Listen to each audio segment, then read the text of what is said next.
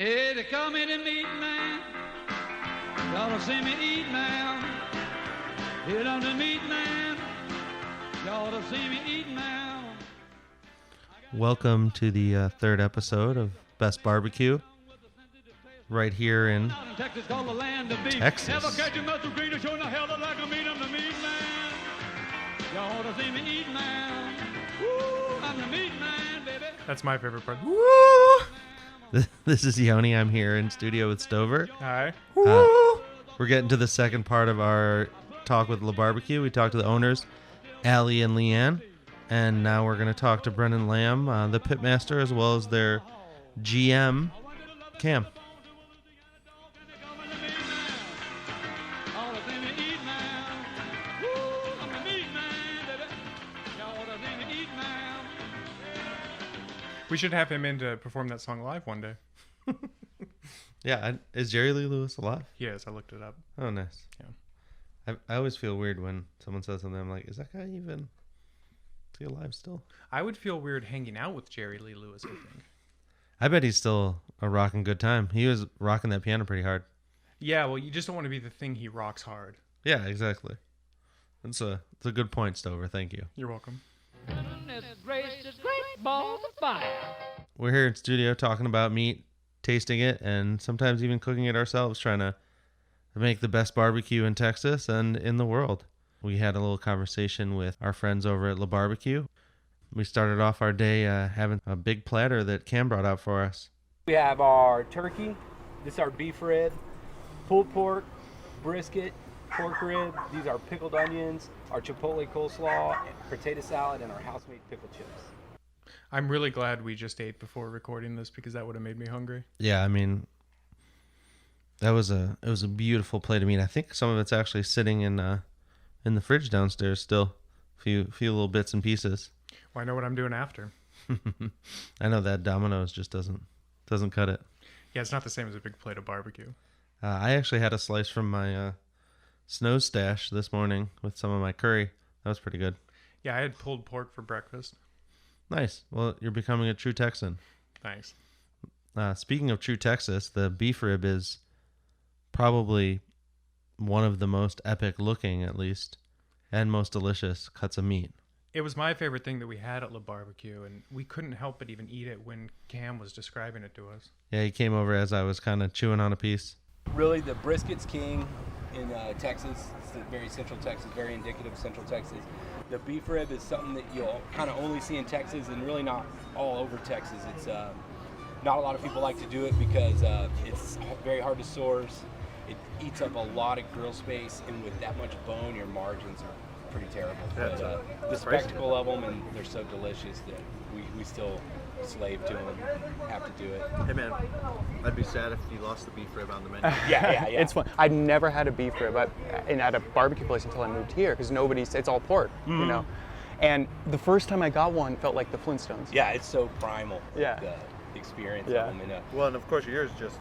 Oh, that's off the great. bone. Yeah, and the bone part's just a little more richness because it's going to be a pretty similar flavor profile to the brisket. Main thing that changes is just that bone acts as a little radiant shield, so it cooks a little different.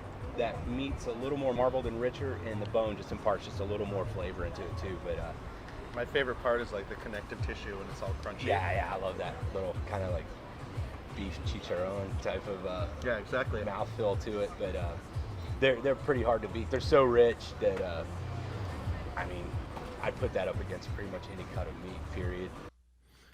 What's the best beef rib you've had? I mean, theirs is up there. It would be hard to say. The one at Terry Black's is good too. The thing about the beef rib is it depends on even what cut you get, because if you get one of the end pieces, it'll be a little tougher than one of those juicy, kind of jiggly center pieces. But it's just such a good cut. I mean, I even like if you just get the short ribs, and that's basically that same cut into little sections. And those little short ribs, you can cook them any way you want and just throw them in a pot on low with a bunch of barbecue sauce. If you're hoping to get that beef rib at La Barbecue, I guess you got to get there early because they sell out all the time of that thing. Yeah, generally most of the places don't make as much beef rib as they make of anything else, so the beef rib's the first thing to go. And you've been saving the bones every time you get that beef rib, right? Oh yeah, I try to make some stock out of it, and I'm always running a stock or something. We saw Cam hand a big giant beef bone to a dog that was there. Not the dog that was barking in the background. That was a very small dog.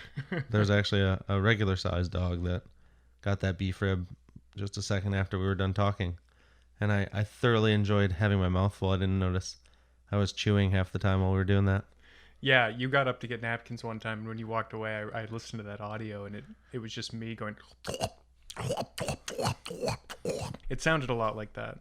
Yeah, I mean, there's no pride when it comes to eating barbecue. You just get in it. You know, everyone gets their hands dirty. You take your rings off, take your watch off, roll up your sleeves, and, you know, expect to take like a little hobo bath when you're done. I just take my shirt off. Yeah, exactly. There's something for everybody. But right now we sat down and talked to Brendan Lamb, the pitmaster, and he's just a big old sweetheart telling us all about why he loves barbecue. How's it going, Brendan? No, pretty good. How are you? I'm good. So what does it take to make the best barbecue in Texas? Ah, man, time and love. Lots of love, especially in this heat.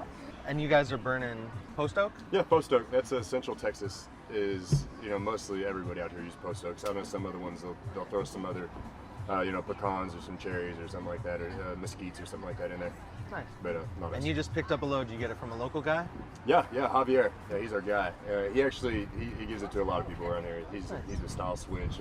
Everybody you can think of here that's on the top 50, pretty much Javier brings them. And he wood. cures it for you and everything? Yeah, he's got a lot of land out there. He actually puts them in half-cord cages. Really? Yeah, so he built these cages on his own. And so they're out of the rain and nice and dry. Yeah, for the most part. Yeah. Why is wood so important? Oh man, that's all we cook with. There's other places that use different methods to where they use a little bit of propane if the wood is lacking or something like that. But we're straight up post oak, and that's all we can use. And if it's the wood isn't cured or like you were saying, it's not seasoned, it won't put off the smoke that we need, the right kind of smoke. It won't burn consistent. It's hard to stay lit or even light it. So Javier brings it pretty much right at that exact time where you can just throw it on the fire and it goes. It's combusted. It's what's it called? It's like flashpoint nearly already. So it's ready to burn. Yeah. Yeah, and if you're looking for wood, at least in the Central Texas area, there's probably 5 guys on Craigslist right now that are ready to go. I suggest going to one of your general stores like Callahan's or Cavender's. A lot of people at those places do smokes. It's definitely something that you have to find the right guy. It sounds like they have a great guy. And I suggest if you're buying it off Craigslist or one of those places, you get it early and you pile it up somewhere dry, because sometimes they'll bring it to you and it might not be perfectly ready. So it's nice if you can get it early and cure it for an extra couple weeks or a month before you put it on the fire. But you're going to need lots of wood to get it really smoking, right? No, not really. It's a small fire. I probably use 6 or 7 logs in 12 hours. And I'm actually to the point where, even though I have a 250-gallon smoker, I've noticed that 1 log is sometimes too much.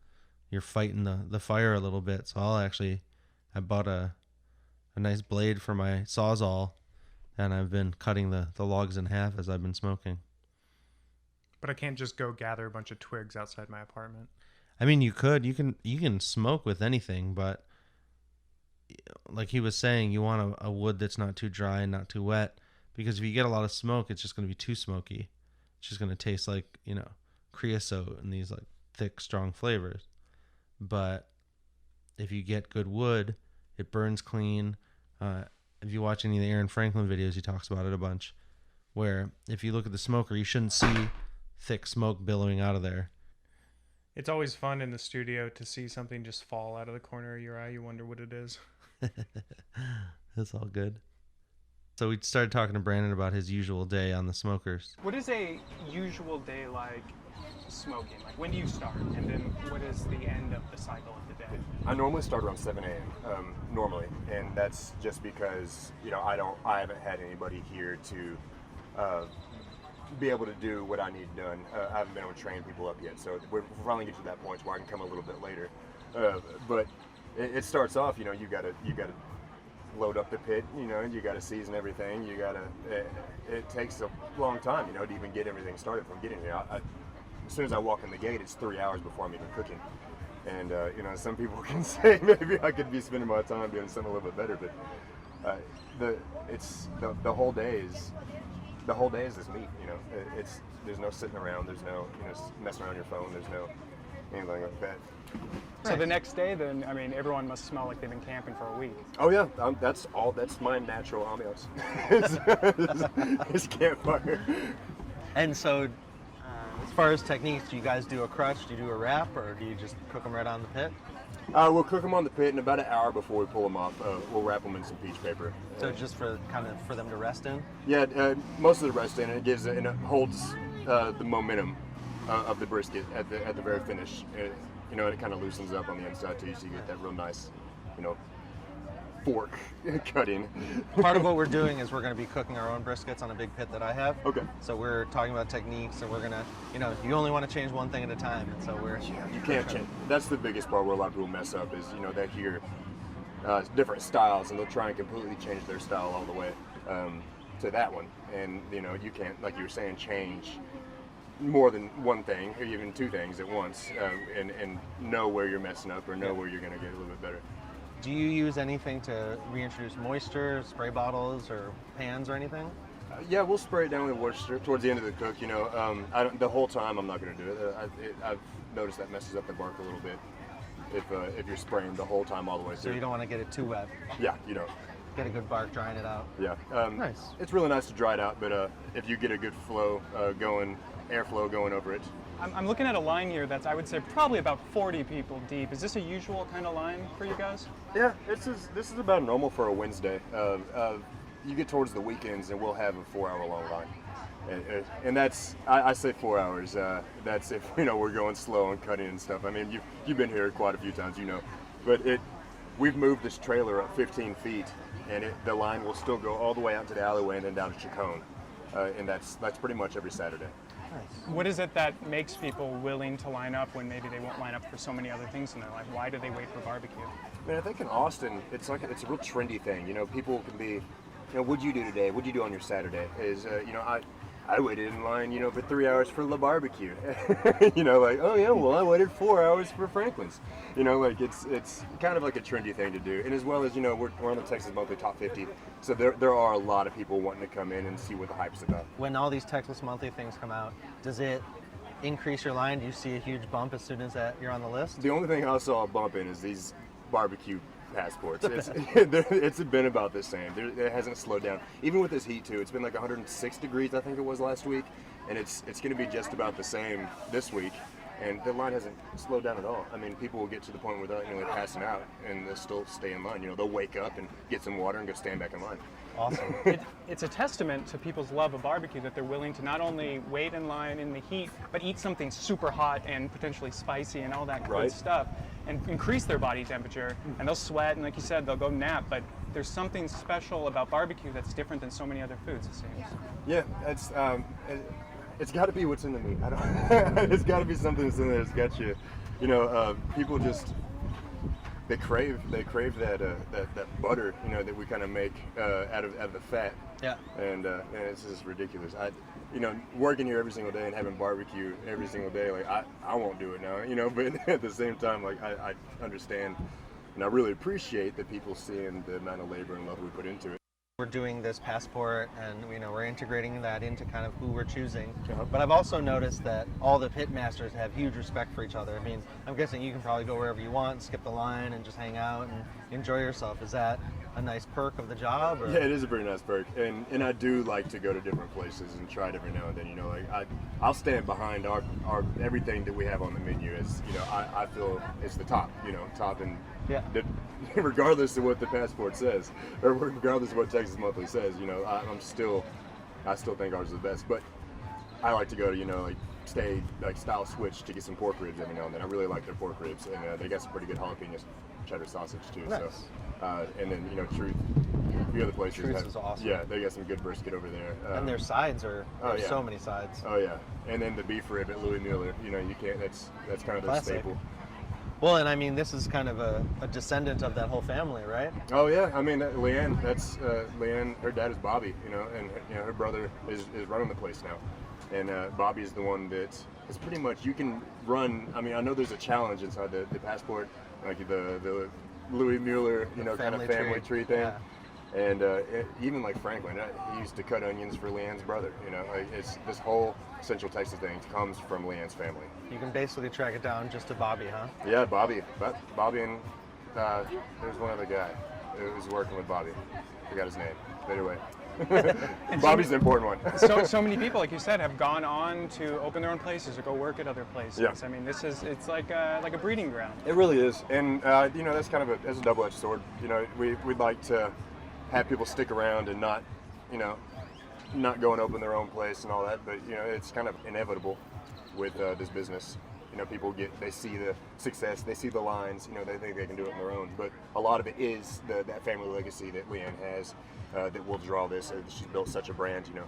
Now, y'all are talking about opening up in LA. Are you seeing just a nationwide, maybe even international draw? I know that there's some guys that came down from Bobby that are in Tokyo, right? Mm-hmm.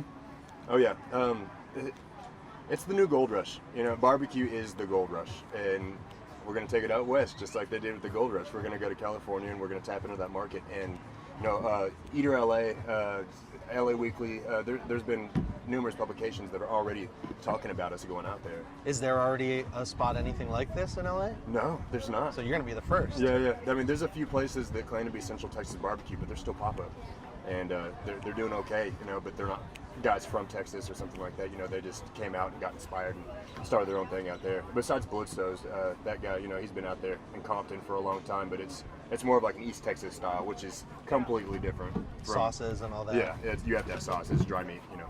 And so, are you worried about sourcing, you know, I'm guessing you find welders out there, but are you worried about sourcing wood, or is there anything you have to figure out ahead of time to move so far away? Yeah, we'd like to still use post oak, and that's going to be a little bit of a challenge out there, but I know that it's so close to white oak that it's not going to make that big of a difference, and if it does, then we're going to have to take the bite and get some post oak out there, but we're gonna try and use white oak for a while. Do you feel, you guys have a buffer? You're gonna spend a little time there cooking before you actually open the place just to see what's available, or you're just gonna go for it? We're just gonna go for it. I mean, as far as I understand, you know, Lan likes to, she plays by her own rule book, so we might go out there and, you know, just do catering for a little bit and see how that turns out before we do the smorgasburg, but we're gonna start at the smorgasburg is what the That's plan awesome. is right now. And are you dragging one of these trailers out there? Are you We gonna got build our own. something? We got another one. Nice. Yeah, Austin Smokeworks, John Lewis and I, and one of our previous pitmasters were out there, and we built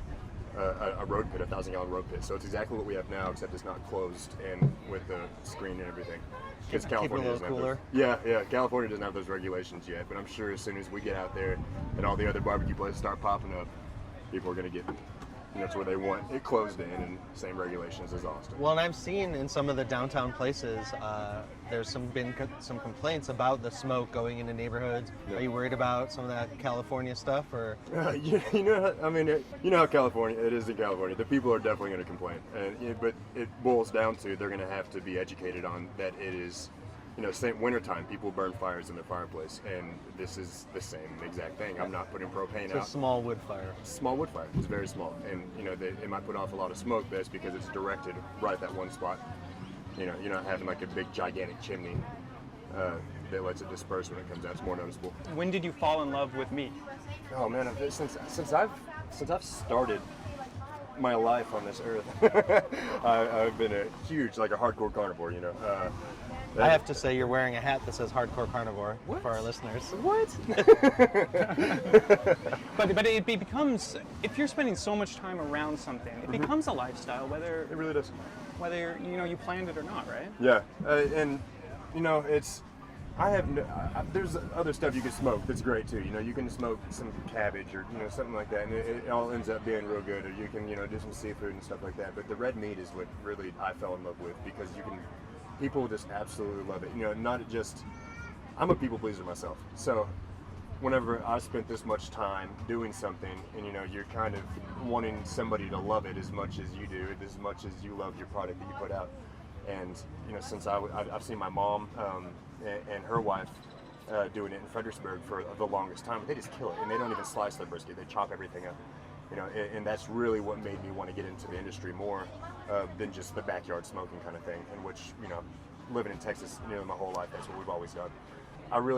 Managing your fire is one of the biggest things. A lot of people, they'll go and they'll throw a few logs on, and then they'll go inside and watch TV or go hang out and throw the football around or whatever. I don't know what you should do with your time, but people, they really need to pay attention to the fire and stop looking at the meat. Here in Texas, we always say if you're looking, you ain't cooking, and I'm sure they got different variations of that around the U.S. too. But you stop looking at your meat. Start paying attention to your fire. Excellent. Cool. Well, thank you, Brendan. Absolutely, thank you. Appreciate it. I really appreciate it. And we love the big plate of barbecue we got. It's Oh, fantastic. yeah, anytime. We're gonna Please take come it. on back. That was Brendan Lamb, total sweetheart, at La Barbecue. And he had that hat on, the hardcore carnivore. Yeah, that was pretty funny. I guess it's an Australian girl. We're trying to get her on the show, so we'll find out more about that. Anyone who wears a hardcore carnivore hat is an honorary meat man. Oh yeah, absolutely. We're gonna meet a lot of meat men going around. I'm curious how many people in Texas even are gonna ever eat in the top 10, let alone the top 50. Well, how far would they have to travel to? I mean, they'd have to do quite a big tour to get to all those places, right? Well, I mean, I'm sure there's so many people. It's kind of like there's a ton of people that when I first moved here, you go and do a bunch of things and the locals never do it. I know a lot of people who live here, they've never even been in the Capitol building. Oh, I've done so little tourist stuff since moving here. Well, we'll have to throw that into our mix. Let's do it. So what's coming up next for us? So next we're going to be talking to Carrie and Clay over at Snow's. Tootsie was out she had some knee surgery, so she's home resting. But we'll catch her again probably the next time we're out there. It had that amazing line that everyone talks about. Well, I mean, that's the longest I've been going to Snow's for a year, on and off a lot of Saturdays, and I've never seen the line that long, and that was immediately after the whole Texas Monthly top 10 list. When you're number one, people come out of the woodwork to check it out. And it's a tiny little town, too. So to see that many people descend on a town is very interesting. Oh, yeah, there's nothing else going on in that town except for Snow's. Well, they got that cool thrift shop we went to. Oh, yeah. Well, I mean, the thrift shop is just conveniently located right across the street, so they get a ton of foot traffic. I go in there every time, and my girl likes to look, and every once in a while I'll find a pair of boots or something. They're real reasonable about their prices. And you can go just take naps on the couches they have for sale. I'm sure you could catch people doing that. It's a little dusty in there. Well, there's a barn. Yeah, this is just a giant barn. But yeah, it was great to talk to the people at La Barbecue, and I'm sure we'll be seeing them soon and eating their meat soon. Yeah, we'll have to try and get them in the studio sometime. As always, you can send your questions to Stover at bestbarbecueshow.com. That's STOVER at bestbarbecueshow.com. And thanks for listening. Thank you. Hey, they call me the meat man. This has been a production of Glencliff Media, produced right here in the heart of Texas.